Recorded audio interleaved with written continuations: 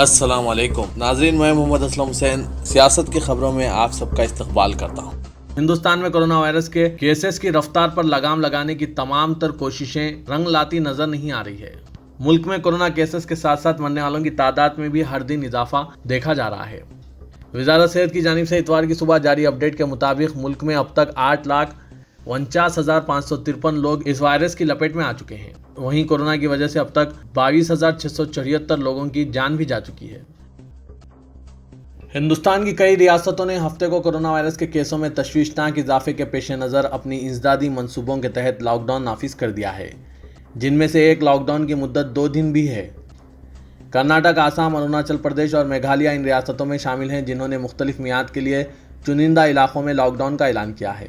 अवाम से कहा गया है कि वो घरों पर रहें और जब तक इंतहाई लाजमी ना हो बाहर ना निकलें। कर्नाटक हुकूमत ने हफ्ते की शाम बेंगलुरु अर्बन और रूरल अजला में 14 जुलाई से एक हफ्ते के लॉकडाउन का ऐलान किया है। चीफ मिनिस्टर BS येदियुरप्पा ने एक बयान में कहा कि रियासत में कोविड-19 के केसेस दिन ब दिन बढ़ते जा रहे हैं। इन हालात में माहिरीन के मशवरे पर 14 जुलाई की रात 8 बजे से 22 जुलाई की सुबह 5 बजे तक एक हफ्ते के लिए बेंगलुरु अर्बन और बेंगलुरु रूरल में मुकम्मल लॉकडाउन नाफिज किया जाएगा। आसाम के गुवाहाटी शहर के तहत आने वाले कामरूप जिले में जारी लॉकडाउन में 12 जुलाई से मजीद एक हफ्ते के लिए तोसी की गई। अरुणाचल प्रदेश के दारुल हुकूमत के इलाके में लॉकडाउन मजीद एक हफ्ते के लिए बढ़ा दिया गया है। रियासती काबीना का इजलास चीफ मिनिस्टर की सदारत में हुआ, जिसमें मजीद एक हफ्ते के लिए 20 जुलाई की सुबह 5 बजे तक मुकम्मल लॉकडाउन में तोसी का फैसला किया गया। उत्तराखंड में हफ्ते से उधम सिंह नगर जिले के काशीपुर में 3 रोज़ा लॉकडाउन नाफिज कर दिया गया है। जम्मू कश्मीर के राजौरी जिले के बाद हिस्सों में हफ्ते को सख्त लॉकडाउन तहदीदात आयद की गई। पूरे राजौरी शहर और आसपास के इलाकों को सील कर दिया गया। बॉलीवुड के मेगा स्टार अमिताभ बच्चन कोविड-19 के लिए मुस्बित पाए गए हैं और उन्हें हॉस्पिटल में शरीक किया गया है। अमिताभ बच्चन ने ट्विटर पर अपने मुतासिर होने की तौसीक की और बताया कि इनके अरकान खानदान और स्टाफ का भी टेस्ट किया जा रहा है।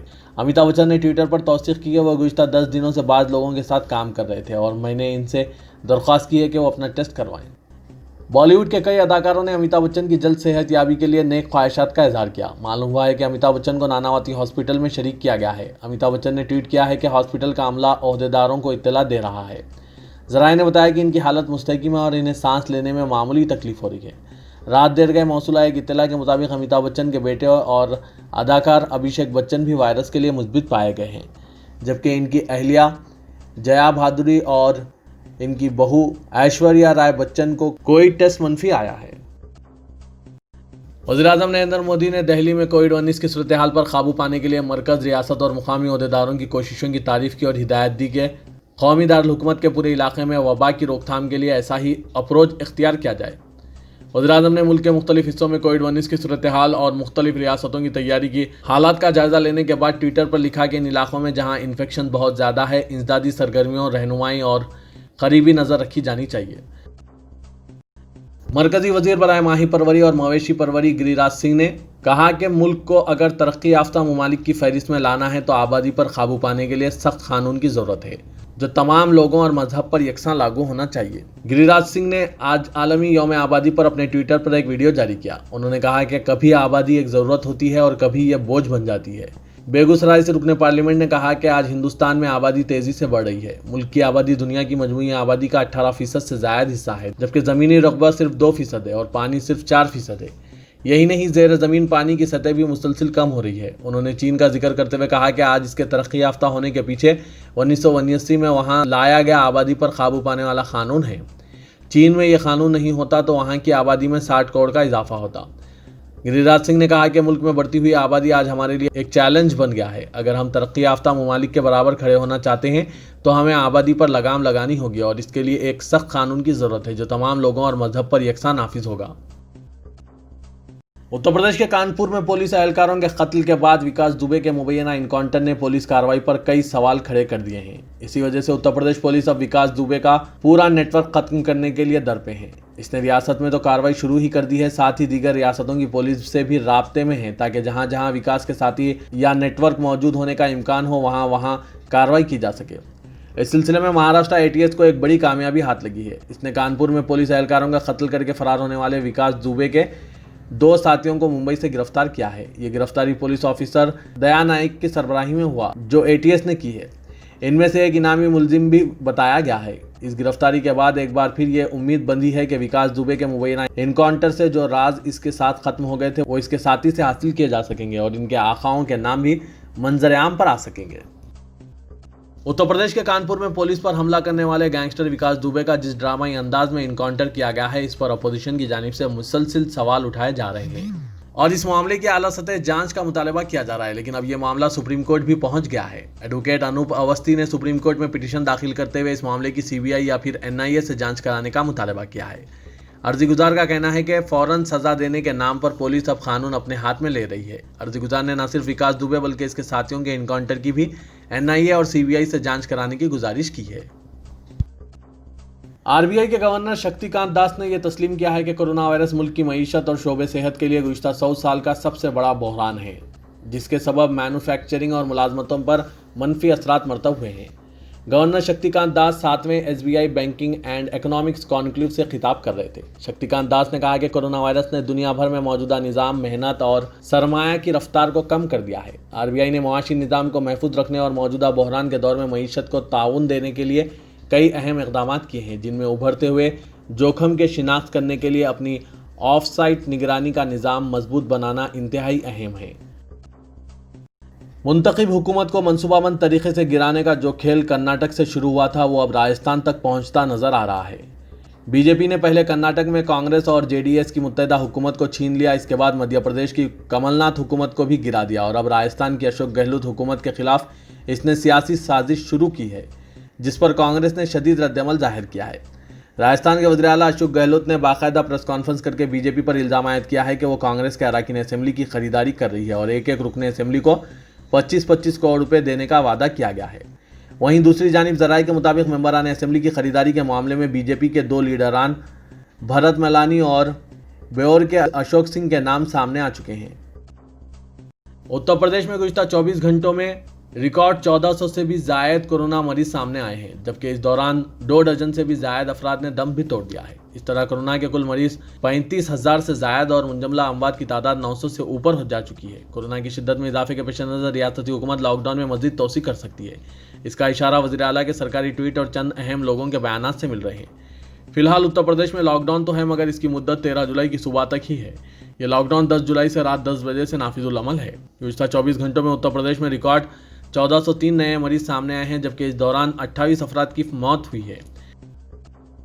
सूबा पंजाब के शहर मालियर कोटला के मुस्लिम समाज ने हिंदुस्तानी कदीम इक़दार को बहाल रखते हुए बल्कि कदीम सकाफत और एकता की निशात सानिया करते हुए श्री हरमंदर साहब में लगातार चल रहे आम लंगर में हिस्सा डाला और 300 कुंटल गल्ले की बोरियों से इस लंगर में शिरकत की है। 2 ट्रकों में भरी इन बोरियों को इलाके की मशहूर तंजीम मुस्लिम सिख सांझा ने हरी झंडी दिखाकर रवाना किया है।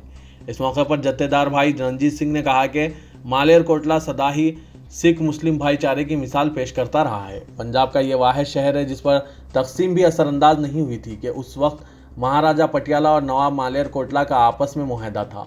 उन्होंने मुस्लिम समाज को इस बड़े और अच्छे काम के लिए मुबारकबाद पेश की और कहा कि सिख समाज इस कुर्बानी को सदा याद रखेगा।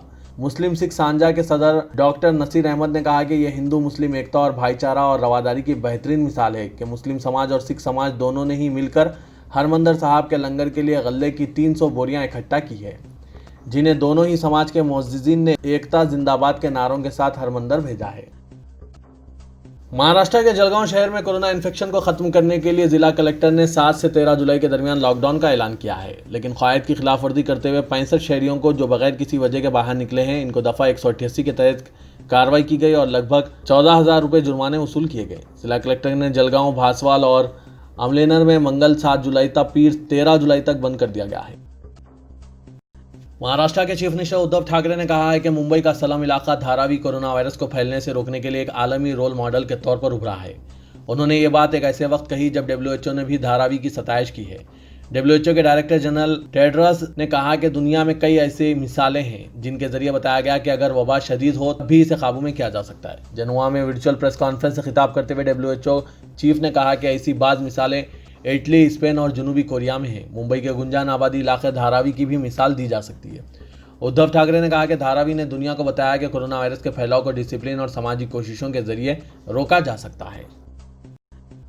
कर्नाटक में गौकशी, गाय के गोश्त की फरोख्त और इस्तेमाल पर बहुत जल्द इम्तनायत होगा। रियासती वजीर एनिमल हस्बेंड्री प्रभु चौहान ने कहा कि दीगर रियासतों के खुतूत पर यह कदम उठाया जाएगा। हुकूमत दिल्ली ने आज फैसला किया है कि कोरोना वायरस की आलमी वबा के पेश नज़र तमाम रियासती यूनिवर्सिटियों में इम्तिहानात मनसूख कर दिए जाएं। Deputy chief minister Manish Sisodia ने बताया कि यूनिवर्सिटियों की जानिब से तय करदा मियार के मुताबिक तलबा को डिग्री अता की जाएगी। तुर्की के शहर इस्तंबुल में वाक़ तारीखी इमारत आया सूफिया को अदालत ने म्यूजियम के बजाय दोबारा मस्जिद करार दे दिया है। तुर्क सदर ने भी इसमें नमाज अदा करने का अहद किया है। अमेरिका ने तुर्की के इस फैसले पर मायूसी का इजहार किया है, जिसके तहत बाज़नतीनी दौर के यादगारी मुकाम आया सूफिया को फिर से मस्जिद में तब्दील कर दिया गया है। इस बयान में वाशिंगटन हुकूमत ने तमाम सयाहों को इस मुकाम तक मसावी रसाई देने को कहा है। यह अमर अहम है कि तारीखी तुर्क शहर इस्तंबुल में वाक़ यह मुकाम अक़वाम मुत्तहिदा के इदारे यूनेस्को के आलमी सकाफती विरसे में भी शामिल है। अमरीकी बयान आया सूफिया को तुर्क अदालत उज़्मा की जानिब से इसको बतौर मस्जिद बहाल करने और फिर सदर रजब तैयब एर्दोगान के मुसलमानों के लिए नमाज की अदायगी के तनाजुर में आया है। आज इस्तंबुल में आया सूफिया के बाहर मुसलमान नमाज अदा करते हुए देखे गए। तुर्क अदालत ने इस म्यूजियम को मस्जिद में तब्दील करने का फैसला सादिर किया, जिसके बाद लोग जश्न मनाने के लिए यहाँ जमा हुए थे और उन्होंने यहाँ पर नमाज अदा की। मस्जिद हरम और मस्जिद जनूबी के उमूर के सरबराह आम अब्दुर्रहमान सुदैस ने बावर कराया है कि हरमैन शरीफीन के उमूर की जनरल प्रेसिडेंसी रवां साल 1441 हिजरी के लिए हज के मौके पर क़ब्ल वक्त तैयारियां मुकम्मल करने की शदीद ख्वाहिश रखती है। इस मकसद के लिए एक पेशगी मनसूबा तैयार किया गया। इसमें उन तमाम उमूर और पहलुओं को शामिल किया गया जिनके जरिए मतलूबा अहदाफ पूरे किए जा सकेंगे। तेलंगाना की कांग्रेस पार्टी ने सेक्रेटरीट के अहाते में इबादतगाहों के इनेदाम के खिलाफ रियासत गैर सतह पर एहतजाज का ऐलान किया है। पार्टी के तमाम अजला में कांग्रेस कायदीन और हामियों से अपील की कि वो मसाजिद और एक मंदिर के इनेदाम के खिलाफ बतौर एहतजाज मकानात पर सियाह परचम लहराएं और सियाह मास्क या सियाह बैचेस लगाकर हुकूमत से अपनी नाराजगी का इजहार करें। अवाम को इस एहतजाज में शामिल किया जा सके। पहले मरहले के तहत यह एहतजाज होगा, जबकि दूसरे मरहले के एहतजाजी प्रोग्राम का सदर प्रदेश कांग्रेस उत्तम कुमार रेड्डी और दीगर कायदीन से मुशावरत के बाद ऐलान किया जाएगा। चीफ मिनिस्टर आंध्र प्रदेश जगन मोहन रेड्डी की जानिब से खानगी हॉस्पिटल्स में कोरोना इलाज को आरोग्यश्री स्कीम के तहत शामिल करने के बाद तेलंगाना चीफ मिनिस्टर के चंद्रशेखर राव पर दबाव बढ़ने लगा है। जगन के फैसले ने गरीब खानदानों के अलावा सरकारी मुलाजमीन, पेंशनर्स और दूसरों को बड़ी राहत पहुंचाई है, जो आरोग्य स्कीम के तहत कोरोना का मुफ्त इलाज करवा सकते हैं। कॉरपोरेट हॉस्पिटल्स में इस स्कीम के तहत मुफ्त इलाज किया जाएगा। खानगी हॉस्पिटल्स के इलाज के तमाम अखराजात हुकूमत बर्दाश्त करेगी। जगन हुकूमत के फैसले की हर सतह पर सताइश की जा रही है और तेलंगाना में सरकारी मुलाजमीन के अलावा पेंशनर्स और सिविल सोसाइटी की तंजीमें आंध्र प्रदेश की तखलीद की मांग कर रही है। सरकारी हॉस्पिटल्स में बुनियादी तिब्बी सहूलतों की कमी और मरीजों को हालिया अरसे में तल्ख तजुर्बात के पस मंजर में कोरोना के मुतासरीन खानगी हॉस्पिटल्स को तरजीह दे रहे हैं। ऐसे में खानगी हॉस्पिटल्स भी तमाम मरीजों को बेड फराहम करने के मौक़िफ़ में नहीं है, क्योंकि इतलात के मुताबिक अलामतों के बगैर कोरोना से मुतासरा अफराद ने खानगी हॉस्पिटल्स के ज़्यादातर बेड्स हासिल कर लिए हैं। सरकारी हॉस्पिटल्स में कोरोना के मरीजों के लिए मुख्तस करदा 17,000 से ज़ायद बिस्तरों में ज़्यादातर खाली है, लेकिन खानगी हॉस्पिटल्स में बिस्तरों की किल्लत मरीजों के लिए मुसीबत में इजाफे का सबब बन रही है। बताया जाता है कि कोरोना अमवात में इजाफे के खौफ ने दौलतमंद और साहिब इस्तिताअत अफराद को कॉरपोरेट हॉस्पिटल्स का रुख करने पर मजबूर कर दिया है। मौत के खौफ से अलामत ना होने के बावजूद भी हॉस्पिटल्स में रहकर इलाज को तरजीह दे रहे हैं, जिसके नतीजे में हकीकी मरीज बिस्तरों से महरूम हो रहे हैं। दौलतमंद अफराद ने न सिर्फ आइसोलेशन रूम्स बल्कि जनरल बेड्स को बुक कर लिया है।